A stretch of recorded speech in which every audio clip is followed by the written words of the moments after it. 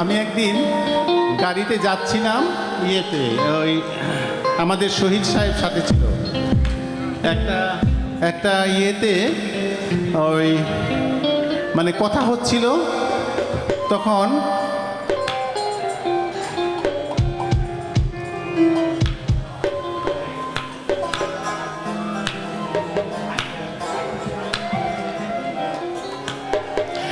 তখন একটু হারমোনিয়ামটা দাও।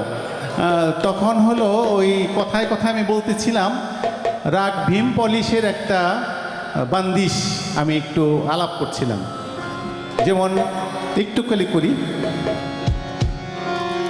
যা যা রে আপনি মন্দিরে বা যা যা রে আপনি মন্দিরে বা সোনা পাবে কি শাসন না দিয়া, সোনা পাবে কি শাসন না দিয়া, যা যা রে আপনি মন্দিরে বা যা যা রে আপনি মন্দিরে বা।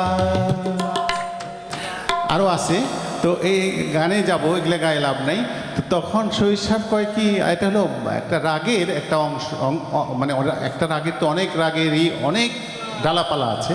তো রাগ ভীম পলিশি আমি বলছিলাম যে এটার একটা বান্দিশ আমি আপনাদের শোনাই, একটু শোনাই। গাড়িতে যাচ্ছিলাম কোন একটা সাইড দেখতে, বলে যে কি সার যে কি কয় না ভীম পলিশ, আমি দি সাত পলিশ করে হালাই, ওই ভীম বুম পলিশ দিয়ে আমার, ভীম পলিশ হলো একটা রাগের নাম আর কি, একটা রাগের রাগের নাম।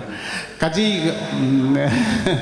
আমি বি সাত পরিষ্কার কি পলিশ করে ফেলাই, আর সার খালি ভীম পলিশ করতে আছে।